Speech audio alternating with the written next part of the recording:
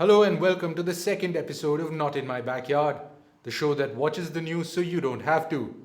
And huge news it was, with the budget session of Parliament kicking off with actress Kareena Kapoor scheduled to appear on multiple television channels to give her views on the budget. Because that was the one thing missing from the Indian media's budget coverage.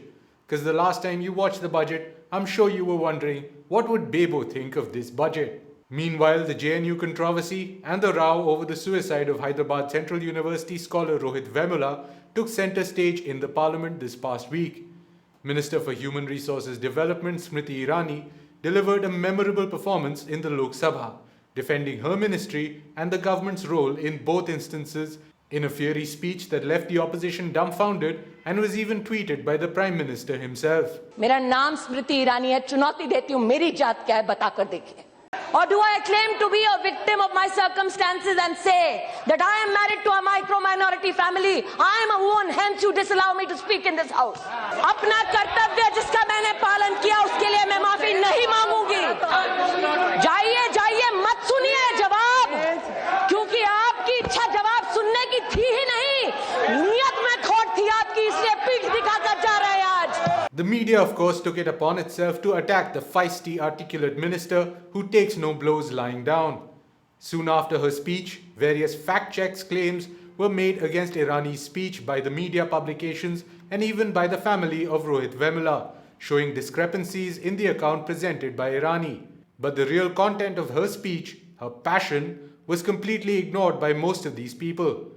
Of course, Irani is no longer the queen of the TV drama. But if a former TV actress could deliver such a blockbuster performance live on the floor of the House, one fails to see what the FTII students have to complain about, given that Gajendra Chauhan himself portrayed so successfully the tortured hero Yudhishthir of the Mahabharata.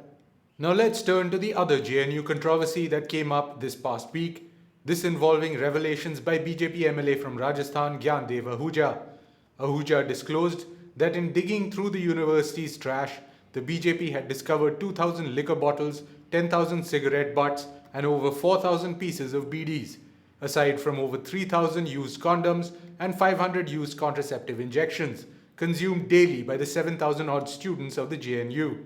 After all, what else can one expect from people who chant anti-national slogans and hold protests where they distribute roses? They can only make love, not war. But the BJP's team involved in the search must have been understandably disappointed when over 50,000 bones it discovered turned out not to be the site of an archaeological significance, but instead of poultry and other animals consumed by the JNU students. Perhaps the only other piece of news that has rivaled the JNU story in the past couple of weeks is the Jat agitation for reservation in Haryana. Not only did they disrupt traffic to Delhi, but also set ablaze vehicles plying to the national capital and ransacked numerous government offices, but they finally caught the attention of the national media when they vandalized a crucial canal that supplies drinking water to the national capital. Now their demands may or may not be justified, but the Jats sure know how to mount a protest, unlike the JNU students. They not only made life difficult for lakhs of people who had nothing to do with their demands, spread wanton violence, and generally set back the administrative machinery in their state by several decades, all to finally get the government to give in and accede to their demands. And speaking of protests, you had better be careful whom you're protesting against, because if it is Union Environment Minister Prakash Javadekar's wife Prachi Javadekar, you had better be prepared to get serious, because she will.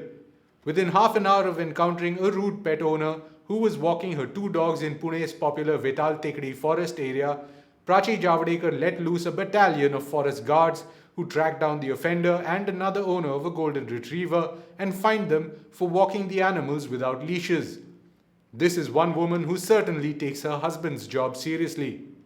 And huge news from the field of medicine, in what is certainly a sign that former Prime Minister Manmohan Singh's cabinet is finally waking up from their coma. Former UPA Minister P. Chidambaram has said that he has had an epiphany regarding Afzal Guru's hanging and that he is not as convinced as to Guru's culpability in the 2001 Parliament attack.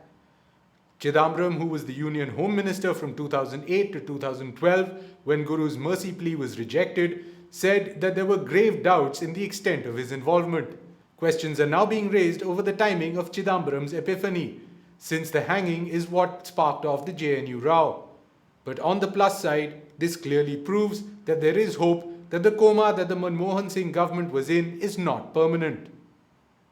And in news from the neighborhood, Pakistan has filed an FIR in the Pathankot terror attack case, the first formal acknowledgement that the attack had indeed originated from Pakistani soil. The move coming much as a teenager finally acknowledges that his or her parent was right. But Indian authorities expressed disappointment, much as a teenager's parent would refuse to admit that the teenager has a valid point, and said that Pakistan needs to do much more and name the Jaish-e-Mohammed terror group before the move could be seen as substantive. So not much changed really in the India-Pakistan relationship in the past week. Well, that's all we have for you this week. Thank you for watching and do stay tuned for our coverage next week.